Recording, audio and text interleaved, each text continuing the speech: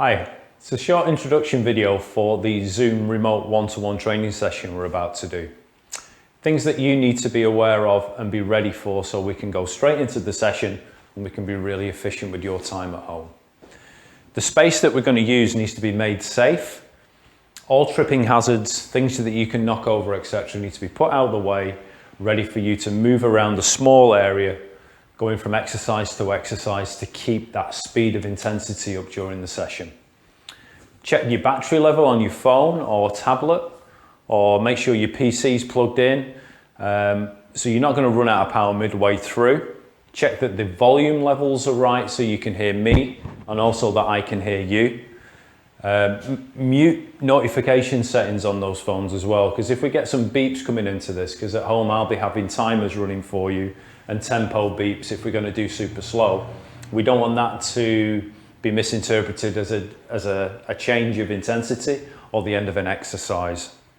Try to tell people in the house what it is that you're going to do and ensure that there's going to be no interruptions as well. So they know, A, that you're going to be training and be training intensely, just in case, and you know not to walk in on you and interrupt the session so you can stay as in keep that level of intensity during it all. Okay, I'll be using a tracker at home on my end of the Zoom call, which I can record times, record rep rates if we're using super slow.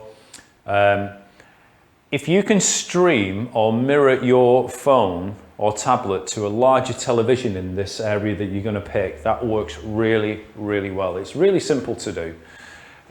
It's going to give you a really big visual so you can see the tracker that I'll be using. You'll be able to see additional instructions for me on technical setups. I can show small videos during the exercises to where you should be, as well as give you the audio feedback as well. I think that's probably the best setup that we can do here. Okay, so camera position.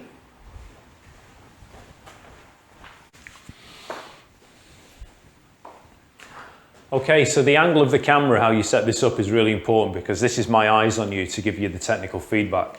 I've just got this pushed back against the wall, just angled up slightly. And that angle means that I can not only see you when you're on the floor doing exercises, but also standing. If you keep in mind that that's where you're training to, might be a good idea then to set your TV up either side if you're going to use that screen mirror. And when you set up, try and think about being on a kind of 45-degree angle from the camera. That means that I get a really good shape and feedback of where you've put yourself within a specific position. Then I can advise you properly all over the audio connection of your technical setup. The angle as well means that anything that's done on the floor, for example, crunches, you can go straight into without having to change anything to do with the camera. And again, anything that is seated works well and all.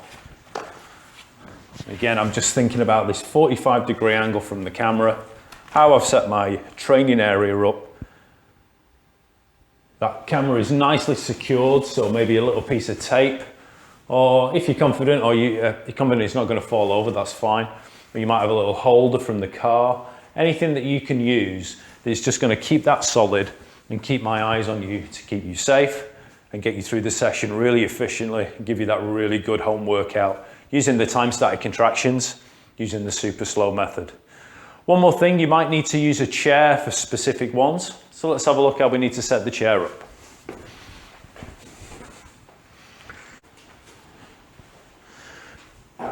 So you set up with the chair. A few things to note is that one, make sure there's nothing around the side of it that you can knock into when you're setting things up. We'll be using these for things like overhead strap extensions, where you'll be sat on the strap. So during this setup, you don't want to be banging into the wall, all right? So you're in a really nice shape. Again, it's got to be a solid, strong chair, nicely secured onto the floor on an even surface. And I've got that idea of that 45-degree angle to the camera again, so I can see things like back positions, hand positions, chest and neck positions for that alignment of the spine and so on. So I can give you some really good detailed feedback, okay? Right, so get ready to accept the Zoom call. I'll be ready to go at our end. We'll take a few seconds just to make sure everything's working. Things like screen mirror, volumes and so on, and then we can crack on and get straight into this remote session. Hope you enjoy it. See you in a second.